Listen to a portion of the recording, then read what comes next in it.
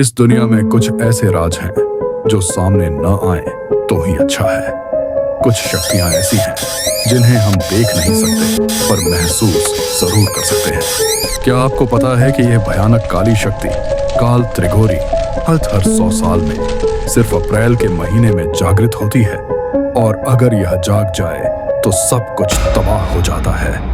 आर्यन और प्रिया दिल्ली की भाग दौड़ भरी थका देने वाली जिंदगी से दूर जाना चाहते थे। दोनों ने फैसला किया कि वो शहर से दूर शांत पहाड़ों में रहेंगे। हिमाचल प्रदेश की हरी भरी वादियों में उन्हें देवदार हवेली नाम की एक पुरानी हवेली मिली। हवेली बहुत पुरानी थी लेकिन बेहद खूबसूरत। मालिक की मौत के बाद वह खाली पड़ी थी, इसीलिए उन्हें सस्ते में मिल गई और वे दोनों उसमें शिफ्ट हो गए। सब कुछ अच्छा था, पर एक दिन जब आर्यन बेसमेंट में अपना पुराना सामान अनपैक कर रहा था, तभी उसकी नजर एक संदूक पर जाती है। आर्यन को ऐसा लगा जैसे उस संदूक के अंदर से कुछ हिल रहा है। डर के बावजूद आर्यन ने उस संदूक को खोल दिया। जब संदूक खुला तो अचानक उसे एक ठंडी जहरीली हवा महसूस हुई। संदूक के अंदर काले कपड़े में लिपटी हुई एक डरावनी गुड़िया थी, जिसके नीचे कुछ फटे पन्ने थे। उन पन्नों पर चेतावनी लिखी थी, इसे मत छुओ क्योंकि यह काल त्रिगोरी की दास्तां करती है। आर्यन उस गुड़िया से जुड़ा राज जानने की धुन में लग गया। जब वह स्थानीय तांत्रिक बाबा विश्वनाथ से मिला तो बाबा ने जो बताया उसे सुनकर आर्यन के रोंगटे खड़े हो गए। बाबा ने बताया, काल त्रिगोरी 3 विनाशकारी रातें हैं। जब चैत्र अमावस्या, चैत्र पूर्णिमा और बैसाखी अमावस्या एक ही महीने यानी अप्रैल में आती है तो अपने साथ सर्वनाश लाती हैं। 1 अप्रैल से लेकर 30 अप्रैल तक यह पूरा महीना काल त्रिगोरी का मास कहलाता है। इसी गुड़िया का इस्तेमाल करके किसी ने काल त्रिगोरी को जगाने की कोशिश की थी, जिससे एक ही रात में 450 लोगों का गांव मारा गया था। यह सब सुनकर आर्यन ने बाबा से मदद मांगी। बाबा ने उसे शुद्धिकरण के लिए नुस्खे दिए और साथ में एक काली बिल्ली दी। बाबा ने कहा कि यह बिल्ली उन्हें घर की बुरी शक्ति से बचाएगी और वह अगले 2 दिन में हवेली में अनुष्ठान करने आएंगे। आर्यन उस पूरी रात उस एक काली बिल्ली को 24 घंटे अपने पास रखता, पर प्रिया को आर्यन का यह बढ़ता हुआ पागलपन बर्दाश्त नहीं हो रहा था। 2 दिन बाद बाबा विश्वनाथ हवेली में आए। पूजा का सामान देखकर ही आर्यन और प्रिया की रूह कांप गई, क्योंकि उसमें इंसानी खोपड़ी और ऐसी ही बेहद अजीब चीजें थीं। बाबा ने गुड़िया को काले कपड़े से निकालकर पूजा स्थान के बीचों बीच रख दिया और मंत्रों से काल त्रिगोरी को शांत करने की कोशिश शुरू की।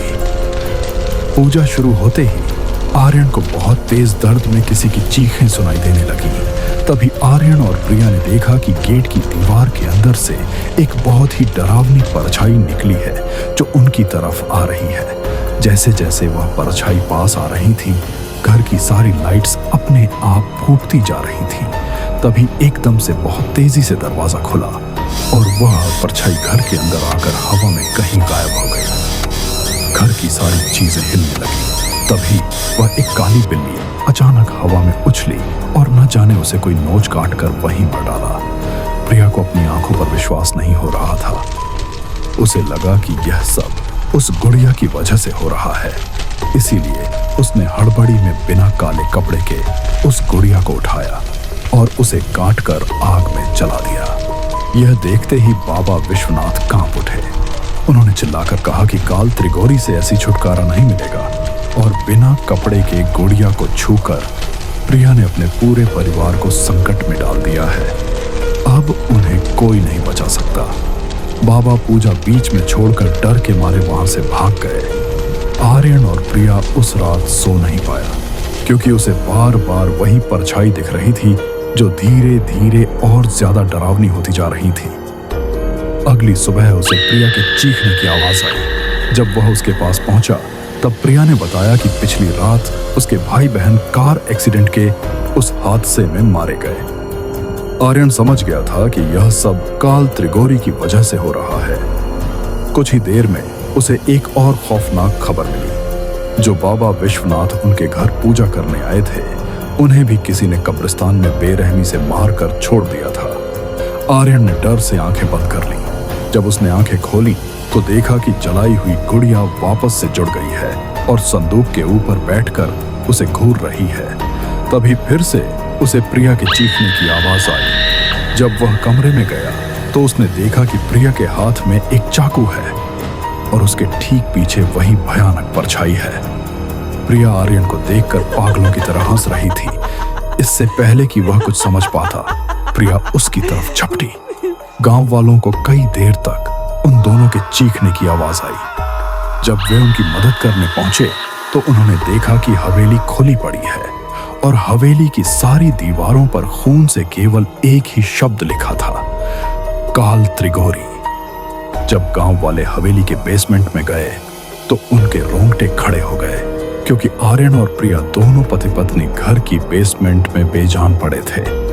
पुलिस की जांच में उन्हें आर्यन के स्टडी टेबल पर उसकी डायरी मिली, जिसमें उसने पिछले कुछ दिनों में जो कुछ भी उनके साथ हो रहा था वह सब लिखा था। तो दोस्तों, वीडियो कैसी लगी कमेंट में जरूर बताना, और अगर आप नए हैं तो चैनल को सब्सक्राइब करना ना भूलें। मिलते हैं अगले डर भरे सफर में। Chill and ट्रिल।